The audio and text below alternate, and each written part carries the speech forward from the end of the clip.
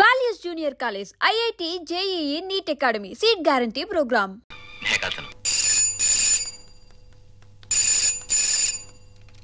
Hello Ram Kumar speaking. నేనెవరో నీకు తెలియదు, కానీ నువ్వెవరో నాకు బాగా తెలుసు. ఏమిటి నువ్వు మాట్లాడేది? ఎవరు నువ్వు? తొందరపడకు, అది చెప్పడానికేగా నేను ఫోన్ చేసింది. లలితాదేవి చనిపోయిన రాత్రి 11 గంటలకు బైక్ మీద నువ్వు ఆ ఇంట్లోకి వెళ్ళడం నేను కళ్ళారా చూశాను. ఆ రోజు నేను ఊళ్ళో లేదు అని నన్ను నమ్మించాలనుకోవడం నీ ఫూలిష్నెస్ మై డియర్ బాయ్. నిన్ను ఆ ఇంట్లో నేను చూసినట్టుగా పోలీసు వాళ్ళకి ప్రెస్ వాళ్ళకి చెప్పాను. అడ్డమైన ఆకాశ రామణ గారు చెప్పిన దానికి విలువ ఉండదురా rascal. Shut up and listen to me, you bloody scoundrel. నేను నీకు చెప్పిన దానికి నా దగ్గర సాక్ష్యాలు కూడా ఉన్నాయి. ఆ సాక్ష్యాలు వాళ్ళకి అందజేస్తే నా మాట నిలబడుతుంది. ఆ సాక్ష్యాలు నీకే ఇచ్చేసి నీ సంగతి నేను మర్చిపోవాలి అంటే మనం కాస్త రేట్ మాట్లాడుకోవాలి. ఇవాళ సాయంత్రం నీకోసం ఊరు చివరిన పాత దర్గా దగ్గర వెయిట్ చేస్తూ ఉంటాను. వచ్చావా? Well and good. లేదంటే నువ్వు చెప్పేదంత అబద్ధం కట్టు కదా. అయితే నువ్వు రానక్కర్లేదు. తర్వాత నేనే పోలీసులను కలుస్తాను. Good bye.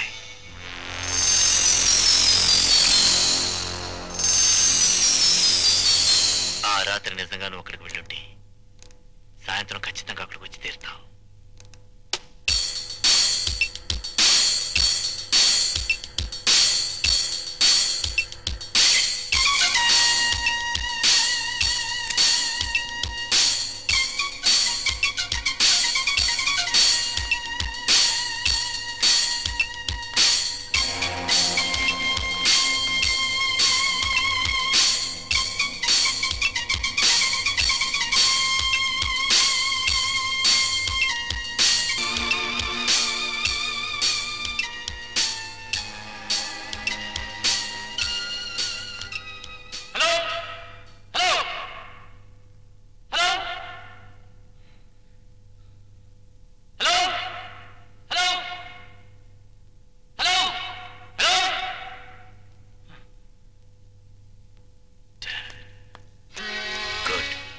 అబద్ధం దబాయించి నేను చెప్పిన చోటుకు నువ్వు వచ్చావంటే ఆ రాత్రి లలితాదేవి ఇంటికి నువ్వు వెళ్ళావు అన్నమాట.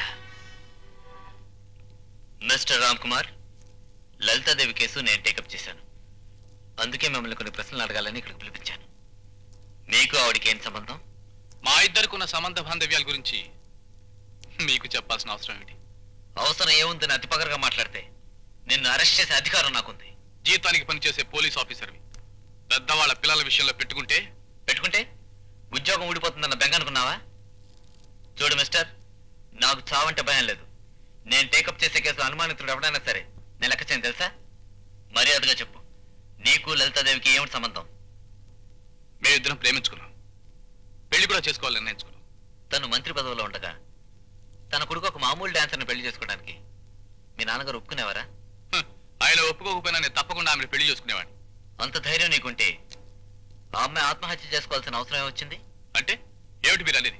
ఒక మంచి మనిషి మనసిచ్చి పెళ్లాడతానని మాట ఇచ్చినప్పుడు ఏ ఆడపిల్లైనా 100 ఏళ్లు బ్రతకాలనుకుంటుంది, కానీ ఇలా అర్థాంతరంగా చావాలనుకోదుగా.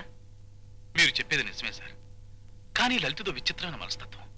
తన కోపం వచ్చినప్పుడు ఏం మాట్లాడుతుందో ఏం చేస్తుందో తనకే తెలీదు. ఒకసారి నా మీద అలిగి చనిపోతా అన్ని బాత్రూంలో అరగంట సేపు కూర్చుంది. నేను కంగారు పడి చచ్చాను. మరోసారి నన్ను ఏడిపించాలని డాబాపై నుంచి దూకుతానుంది. పట్టుకునేసరికి పక్కపక్క నవ్వింది.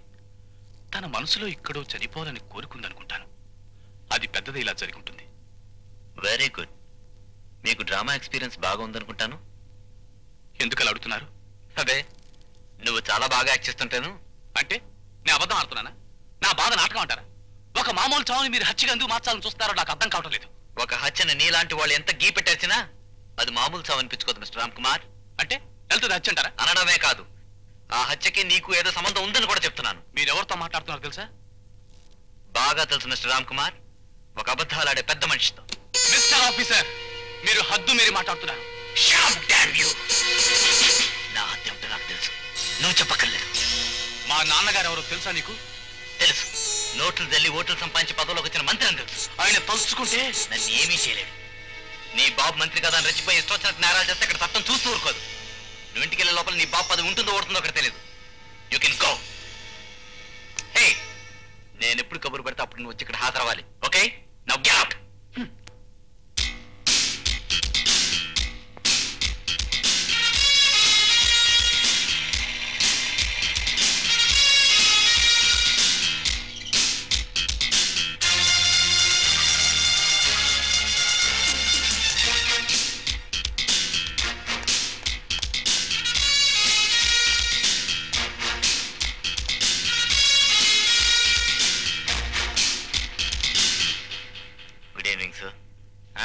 Good evening. కూర్చో.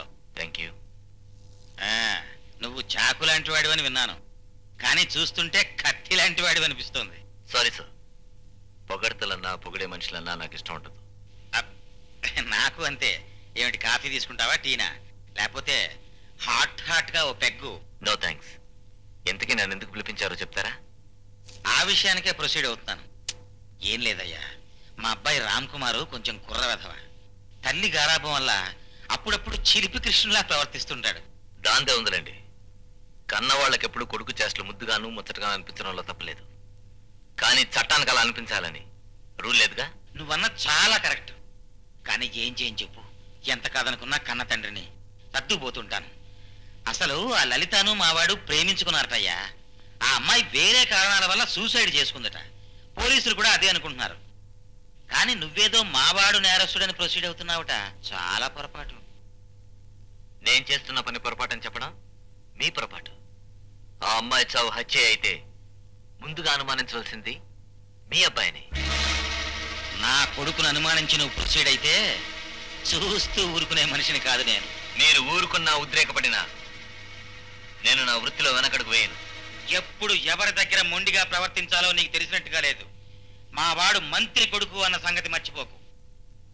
నేను చదివిన చదువుల్లో గాని చేపట్టిన వృత్తిలో గాని మంత్రి గారి కొడుకు న్యాయం, సామాన్య ప్రజలకు న్యాయం జరపాలని ఎక్కడా రాసలేదు. ముక్కుకి సూటిగా పోవటం మంచిదే. మరీ సూటిగా పోతే ఏ గోడకో గుద్దుకుని పళ్ళు రాలగొట్టుకునే ప్రమాదం ఉంది. ఉన్న ఉద్యోగం ఊడిపోతే నీ గతి ఏమవుతుందో ఆలోచించుకో మిస్టర్ విక్రమ్. ఉద్యోగానికి ద్రోహం చేయడం కంటే ఆ ఉద్యోగాన్ని వదులుకోవడమే నాకు ఇష్టం. కానీ నేను ఆ ఉద్యోగంలో ఉండేంత వరకు మీలాంటి వాళ్ళ ఆటలు సాగనవను మిస్టర్ శ్రీహర్రావు.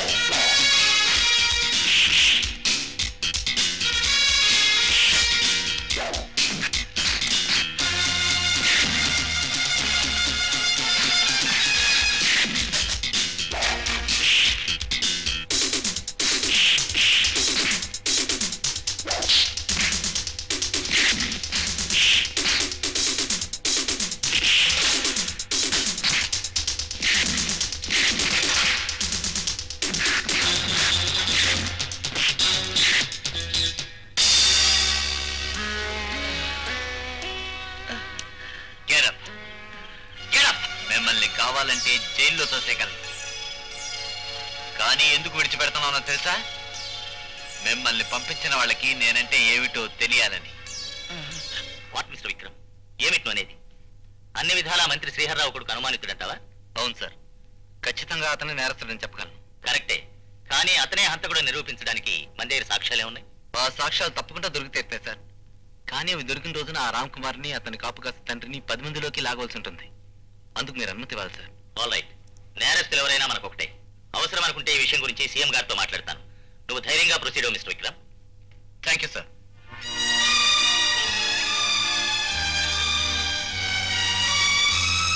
సార్, నిజంగా మా అబ్బాయి నిరపరాధి.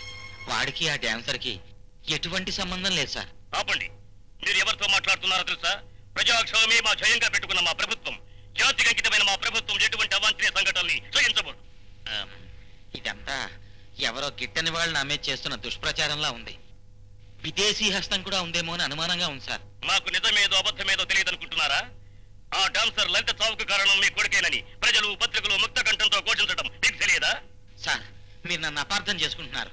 నా అభిప్రాయం సంజయ్ శీలవద్దు. ఈ కేసు విషయంలో ఏ ఒక్క సాక్ష్యం దొరికినా మిమ్మల్ని డిస్మిస్ చేయాల్సి ఉంటుంది. అది కాదు సార్. ఇక మీరు వెళ్ళొచ్చు. సార్, రామ్ కుమార్ చేసిన తప్పుల్ని కప్పిపుచ్చి అతన్ని రక్షించాల్సిన బాధ్యత మనకుంది. ఇప్పుడు ఈ గండం నుంచి ఎలా బయటపడాలా అని మనం ఆలోచించాలి. ఏమి ఆలోచించకుండానే ప్రొసీడ్ అవుతున్నానంటావా? ఎన్ని అడ్డదారులు తొక్కుదామని చూసినా ఏది కుదిరి చావట్లేదు. కేసు క్రైమ్ బ్రాంచ్ వాళ్ళ చేతిలో పడింది. రేపో మాపో వాళ్ళు మా పెద్దవాడిని అరెస్ట్ చేయడం ఖాయం. నాకు రాజకీయ సమాధి ఖాయం. అసలు రాజకీయ నాయకుడు అవుదాం అనుకున్న ప్రతి మనిషికి పిల్లలు పుట్టకుండా ఫ్యామిలీ ప్లానింగ్ ఆపరేషన్ చేయించేయాలి. ఏ గొడవలో రావింకా. మీరు అనవసరంగా వర్రీ అవ్వకండి. మనం ఎంతకన్నా పెద్ద సమస్యల నుంచి బయటపడ్డాం కదా. ఎప్పుడో ఏదో సాధించామని ఇప్పుడు చంకలు గుద్దుకోవడం కాదు. పొద్దున్న సీఎం గారు పిలిచి బండ బూతులు తప్ప తెలుగులో ఉన్న తిట్లన్నీ తిట్టాడయ్యా. హా.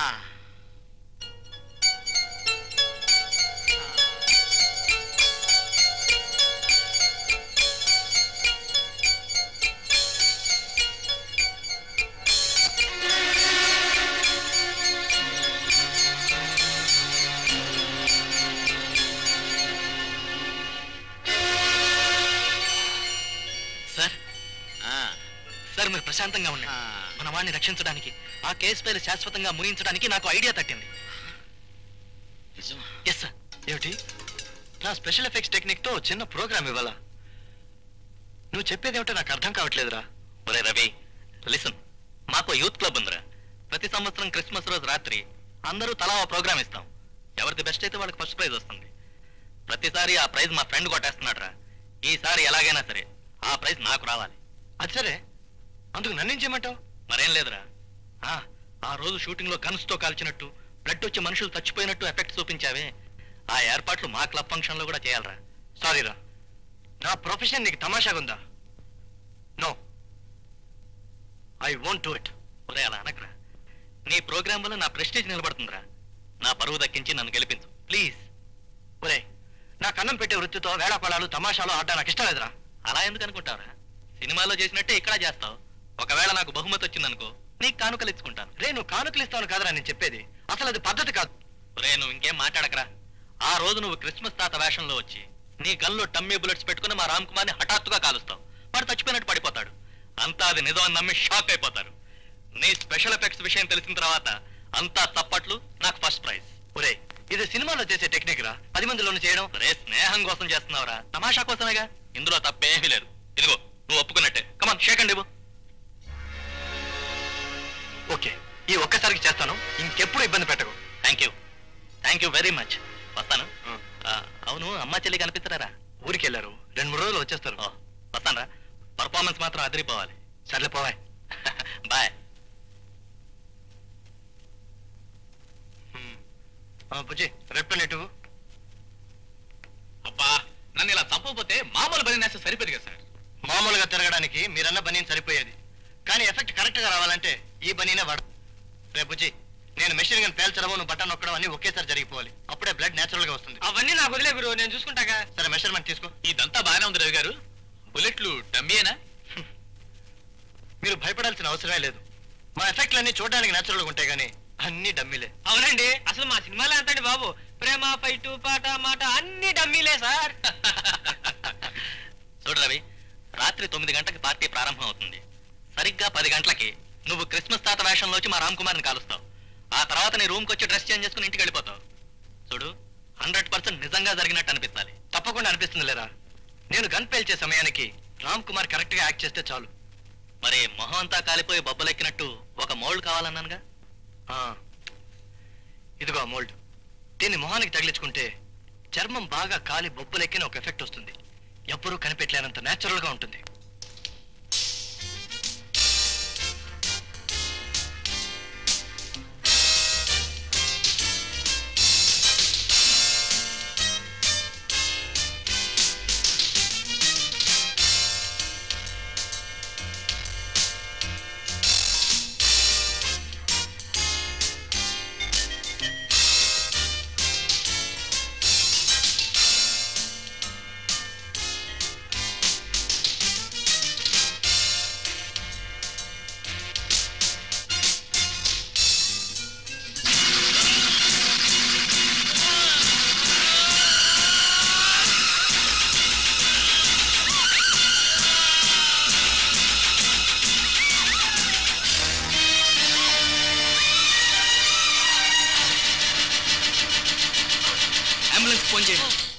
అబ్బా గురు, ప్రోగ్రామ్ అదరహ అనుకో, అందరూ అక్కడ జరిగినంత నిజం నమ్మేస్తుంటారు.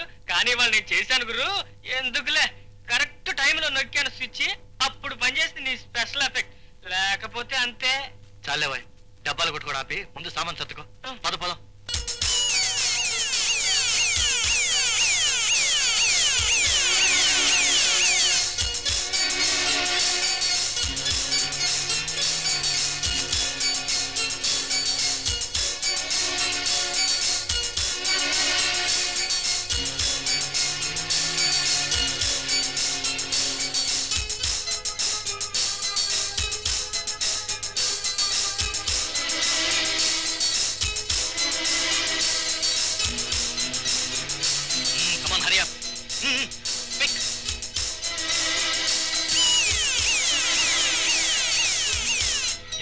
ఏమిటి హడావిడి? ఏం జరిగింది? మినిస్టర్ కొడుకు రామ్ కుమార్ని క్రిస్మస్ తాత వేషంలో వచ్చి ఎవరో కాల్ చంపారు. అసలు ఏం జరిగిందంటే అతను నిజంగా చచ్చిపోయాడా? ఇప్పుడే అంబులెన్స్ లో తీసుకెళ్తున్నారు. ఇదేమిటి గురు, డమ్మి చావు నిజం చావంటారండి వీళ్ళు? అదేరా, నాకు అర్థం కావడం లేదు గురు. ఇదే తికమక వ్యవహారంలో ఉంది. చూడు, నువ్వు పని చేయి, వ్యాన్ తీసుకొని ఇంటికి వెళ్ళిపో. నేను వాళ్ళతో మాట్లాడొస్తాను. ఓకే.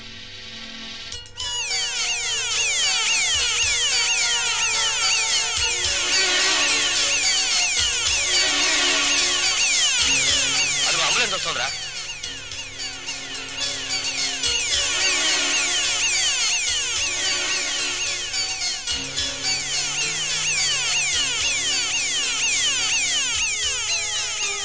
రామ్ కుమార్, లేలే, హరి అప్, క్విక్. ఇదిగో మొహం తుడుచుకో.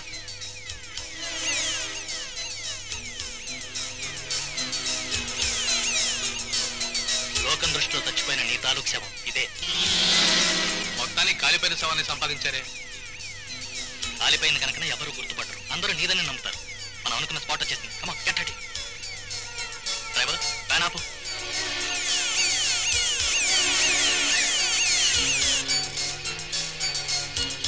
ఇదిగో, నువ్వు వెంటనే అంబులెన్స్ తీసుకుని హాస్పిటల్కి వెళ్ళు. కమాన్, క్విక్. పద. మీరు ఎక్కండి. రామ్ కుమార్, ఫాస్ట్.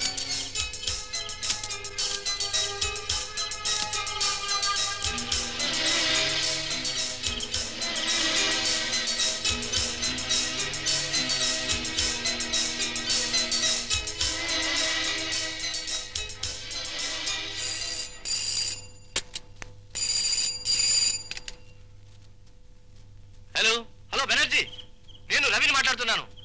అవును, రామ్ కుమార్ నిజంగా చచ్చిపోయాడని అంబులెన్స్ లో తీసుకెళ్లారేమిటి? అరే రవి, ఎంతో కష్టపడి బ్రహ్మాండంగా ఆడిన నాటకాన్ని తటుక్కున తేల్చిపారేయాలని అనిపించలేదురా. అందరినీ ఎక్కువసేపు సస్పెన్స్ లో ఉంచాలని అలా చేసాం. That's all. ఏం సస్పెన్స్ అది? 2 నిమిషాలు నాటకం అని చెప్పి మీ ఇష్టం వచ్చినట్టు చేసేయడం, నన్ను కంగారు పెట్టడం, భయపెట్టడం అన్నా. భయమా? నీకెందుకురా భయం? రేపు ఉదయం రామ్ కుమార్ నీ టాలెంట్ కంగ్రాచులేషన్స్ చెప్పి బహుమతి కూడా ఇద్దామని అనుకుంటున్నాడు. అది సరే, నువ్వు ఇప్పుడు ఎక్కడి నుంచి ఫోన్ చేస్తున్నావు? ఇందిరా పార్క్ పక్కన టెలిఫోన్ బూత్ నుంచి మాట్లాడుతున్నాను. సరే, ఓ పని చేయి, నువ్వు అక్కడే టెలిఫోన్ బూత్ దగ్గర ఉండు. నేను ఇప్పుడే కారు పంపిస్తాను. ఇక్కడికి వచ్చినదంతా వివరంగా చెప్తాను. ఓకే, ఉంటాను.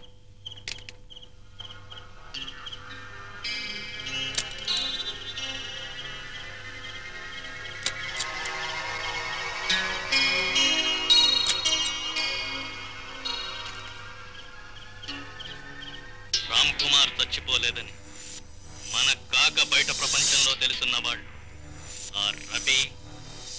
అసిస్టెంట్. కాబట్టి వాళ్ళిద్దరిని తక్షణమే ప్రపంచం నుంచి బయటకు పంపించేయాలి. అండర్స్టాండ్? వాళ్ళిప్పుడు ఇందిరా పార్క్ పక్కన ఉన్న టెలిఫోన్ బూత్ దగ్గర మన కారు కోసం వెయిట్ చేస్తూ ఉంటారు. Go ahead.